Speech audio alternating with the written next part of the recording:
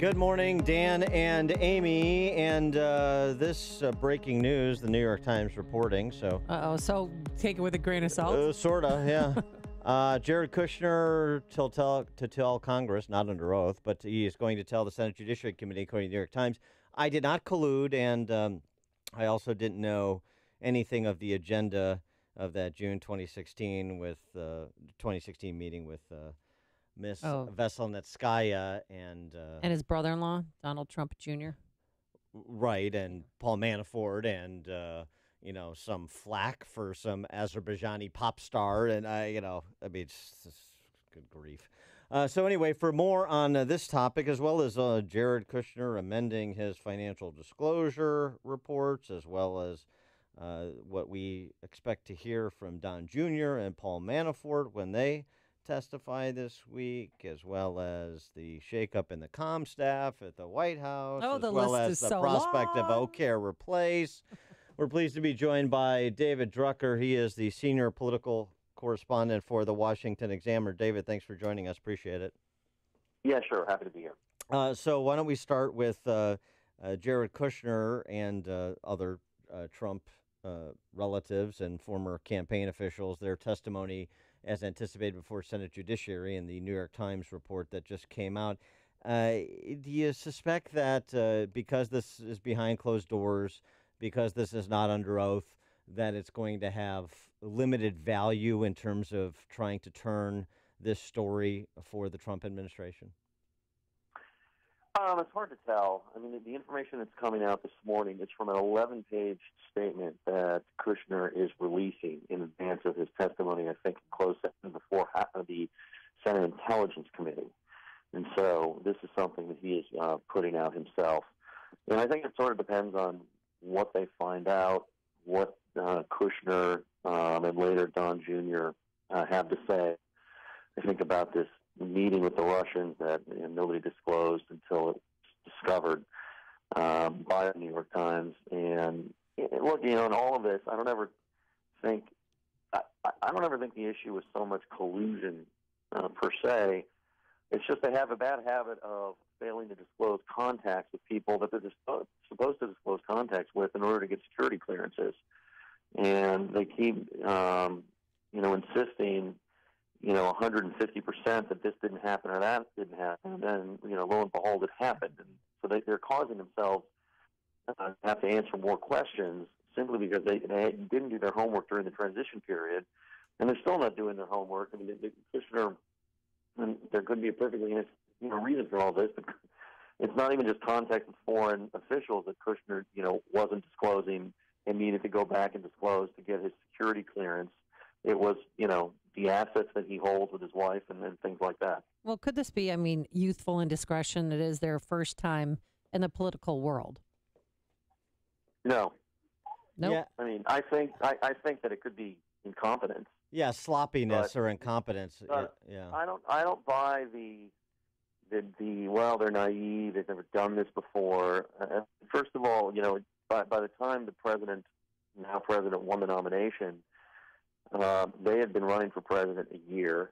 They had on staff, and he's now the White House counsel, Don McGahn, one of the best election lawyers in Washington. They had access to expertise, the RNC. I mean, these are just things you do. I mean, I don't know much about real estate, but, when I bought property, I hired a realtor. Mm-hmm. Realtor told me if I needed a real estate lawyer or not. They told me I needed to buy title insurance. I mean, the idea that, Jared Kushner should be in charge of Middle East peace, but he wasn't, smart enough to figure out what to do once the president won in disclosing all of his contacts. I'm not suggesting, that means that he's a crook. I'm just saying that I think it's a lousy excuse. Do you think it's a situation, and maybe this is the culture that emanates from the president himself, that it's just a situation where you got a lot of people that are used to playing fast and loose, and they're continuing to do it in an environment that doesn't welcome it? I think it's possible. I mean, clearly the president, ran his business in a sort of seat-in-your-pants sort of way. It really wasn't a large business. It was a small family business. Everybody reported to him personally. Most of his top people were his family members. And it was really about managing a personal brand and not running a vast public enterprise. It wasn't a public company. It wasn't very big, which is not to diminish its success, and it just wasn't. So it's possible that this reflects the fact that everything that Trump has run has always been at the whim of his, whatever he decided to do at that given moment.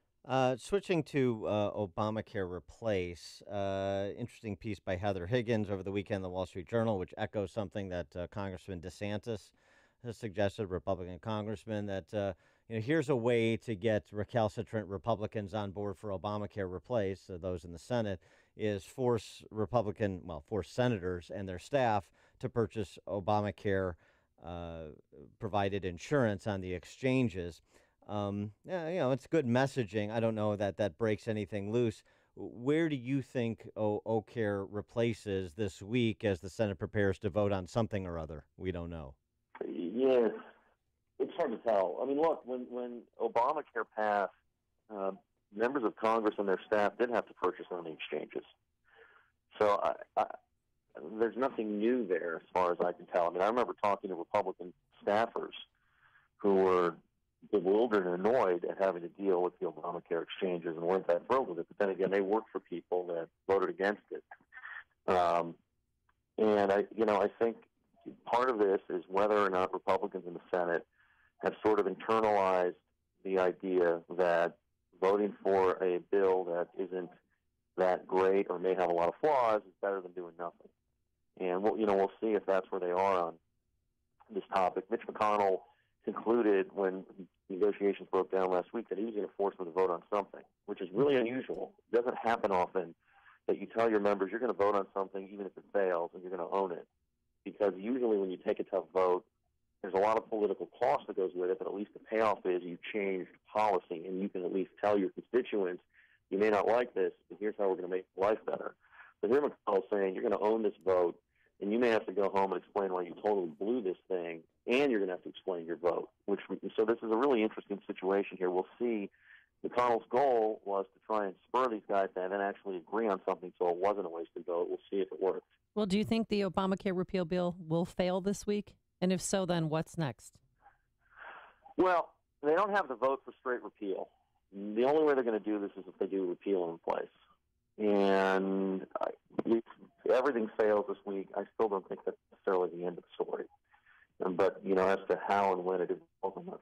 Just remember, in the House, it failed, and it was a failure, and it was dead for 6 weeks. Meanwhile, people were talking, and eventually it passed. Your reaction to the shakeup on the comms team, both Anthony Scaramucci in his role as the comm director, and in what that signals about the posture of the Trump administration, perhaps that he'll be even less conventional than he's been and enabled to be less conventional by Scaramucci and even more combative with respect to the D.C. press corps. Yeah, look, I think Anthony Scaramucci is very capable. I like dealing with him when I've dealt with him, but he's not going to solve any problems. I mean, the problem with the comm staff isn't that it hasn't been forward-thinking enough or that it's been too conventional, it's run by political hacks. The problem that they've had is that Donald Trump is really the communications director. He tweets at all hours. He says what he wants, when he wants. It's liberating. It's great if you're a reporter. It gives you a lot to cover, but it's not a disciplined message focused on his agenda, much of which could actually find a lot of bipartisan support in a vacuum. And so, I think we saw yesterday, as articulate and confident as Scaramucci was on the Sunday shows, for nerds like me that have to watch that stuff rather than do something normal, that the entire conversation and every interview was about the things the president had tweeted the Saturday or the day before. Yeah, Right. He went nuts Russia over the weekend. And pardons and all of that. So I don't think that it's going to make one bit of difference. I think it's all about the principle that he serves. Well, so until President Trump stops acting as communications director, then it's going to be more the same. Well, that's sort of my question. I haven't dealt with Scaramucci like you have, so I wonder if you have any insight in this. It could go one of two ways. He could be an enabler for Trump's worst instincts and be kind of a self-promoter himself, which he seems to be, Scaramucci. Or he could go the other way. He could have enough standing in the president's mind and because he is a sharp guy, as you say, because he has facility in dealing with the media, and have the standing to rein President Trump in a way that maybe Spicer or even Priebus did not and does not? So there's a theory that because he's a multimillionaire who was successful in business and because he was a New Yorker, that maybe the president will respect him, and therefore maybe he'll listen to him. Right. The story of President Trump is that if he's going to listen to anybody, he listens to people who make a lot of money. These are the kinds of people he respects. He thinks political operatives are idiots.